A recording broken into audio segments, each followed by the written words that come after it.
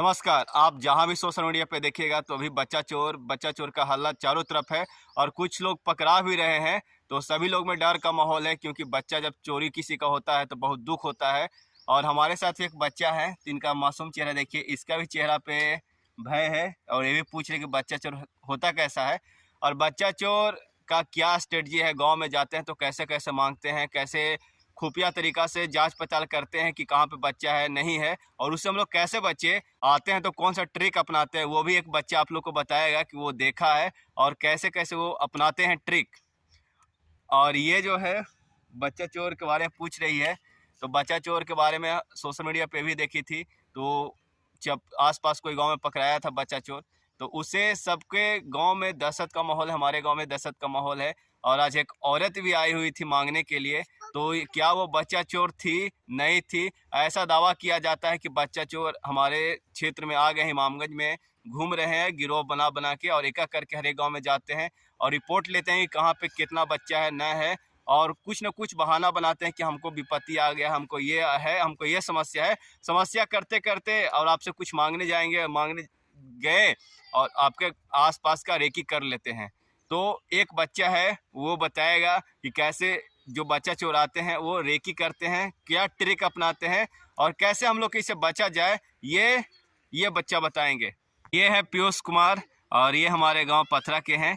तो ये बताएंगे कि अभी जो महिला आई हुई थी हमारे गांव में, वो दावा किया जा रहा है कि वो बच्चा चोर ही के ग्रुप के है, लेकिन क्या वो बच्चा चोर है नहीं है और क्या ट्रिक अपनाती है, तो ये पीयूष कुमार आपको बताएंगे। तो राधे राधे दोस्तों, मेरा नाम पीयूष कुमार है और मैं पाथरा गांव में रहता हूं।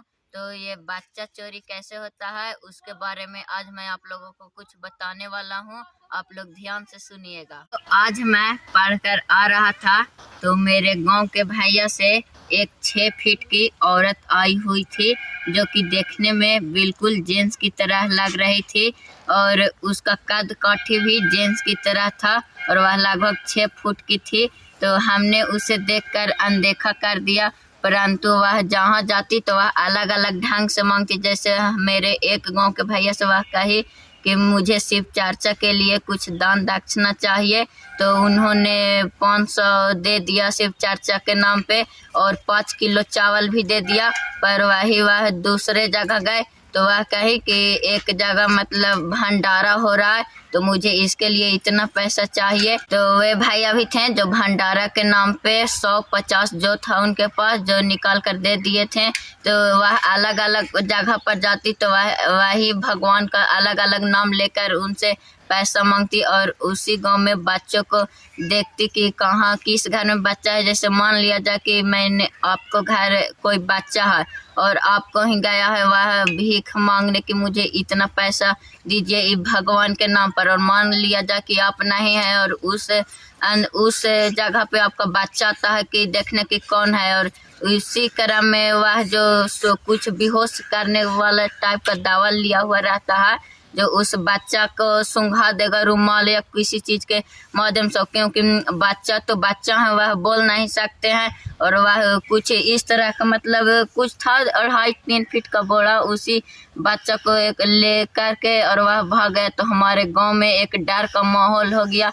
तो अगली बार से ऐसे बहुत बार आए, तो 1-2 बार मतलब आए थे ऐसे औरत ही, मतलब एक बार मर्द आया था पर वह औरत के भेष में आया था, पूरा नकली बाल मूछ दाढ़ी ये सब लगा करके आया था। तो उन्होंने गांव वालों ने पहचान लिया। वह कैसे पहचाने मैं आप लोगों को बताता हूँ। उसे बहुत खुजली होने लगी थी क्योंकि हमारे अभी गर्मी का थोड़ा माहौल है तो धूप ये सब से कलकलाता है शरीर ये सब। तो उसने ऐसे ऐसे खुजलाया तो उसका मोछी के मतलब कबाड़ गया, दाढ़ी ये सब जो बाल ये सब था जो, तो उससे गांव वालों ने पहचान लिया। तो पूरा 5-6 गो मतलब गांव वालों ने जुट लिया और उसे पकड़ करके बहुत मारा पीटा और उसे पुलिस के हवाले कर दिया। तो मैं इसी चीज़ को सावधान करना चाहता हूँ कि अगली बार से ऐसे आप लोगों को भी गांव में कोई मतलब बच्चा ये सब से मतलब मांगने आए कि मुझे भगवान के नाम पर ये चीज़ देखे, तो देखिए हम लोग क्या करते हैं कि अगर शुरू बार में किसी के नाम से कहा कि मुझे भंडारा के लिए इतना पैसा चाहिए तो हम लोग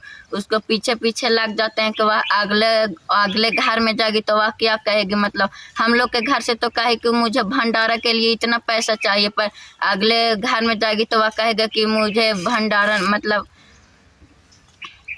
मतलब वह अगले घर में जाएगी तो मुझे कहेगी कि मुझे शिव चर्चा के लिए इतना पैसा चाहिए, मंदिर बन रहा है। दूसरे घर में जाएगी तो कहेगी कि मुझे मंदिर बन रहा है, इतना बड़ा विशाल मंदिर बन रहा है, मुझे इतना पैसा चाहिए। फिर कहेगी दूसरे गांव में जाएगी या दूसरे घर में जाएगी तो कहेगी कि मैं यहाँ से आई हूँ और वह कोठी रोड से आई हुई थी और शिव चर्चा में इतना पैसा नहीं लगता, क्योंकि हमारे भी पाथरा गांव में रोज सोमवार के दिन शिव चर्चा होता है।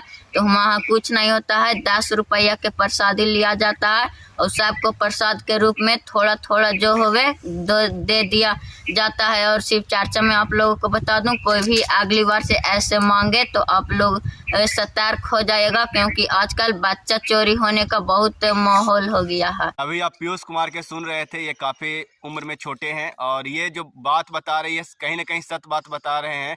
और अभी एक महिला भी आई हुई थी हमारे गांव में, तो वो कभी कहीं पे शिव चर्चा के नाम पे मांग रही है और कहीं पे मंदिर बनाने के नाम पे, तो कहीं पे भंडारा के नाम पे, और मांगती है तो मोटा रकम मांगती है, 5,000 मांगती है, उससे कम नहीं मांगती है। और कोई भी मांगता है तो चौखट के बाहर से ही मांगता है, लेकिन ये बेधड़ल्ले से चौखट के अंदर प्रवेश करके और मांगती है और इस तरीका से देखती है जैसे लगता है कि कहीं ना कहीं कोई भी व्यक्ति इस पर संदेह किया जा सकता है। तो आसपास आप जितने भी लोग हैं ये वीडियो देख रहे हैं तो सुरक्षित रहिए, सावधान रहिए। और बच्चा चोर क्या वास्तव में इमामगंज में घूम रहे हैं या नहीं घूम रहे हैं, क्या ये दावा सत्य है या असत्य है, ये स्वयं आप लोग बताइएगा। बाकी सुरक्षित रहिए, सावधान रहिए। और हमारे साथ एक बच्चा है लाडो, देखिए इसके अंदर भी डर का माहौल है लेकिन हमारे साथ है, तो इसको में डर का माहौल नहीं। और देखिए कितना सारे हम लोग बच्चा लोग भी यहाँ पे आए हुए हैं और इधर हमारे साथ रक्षा करने के लिए एक टीपू भी है। तो जहाँ भी अगर कोई संदिग्ध नजर आता है तो तुरंत हमला के लिए टीपू तैयार है। तब तक के लिए धन्यवाद।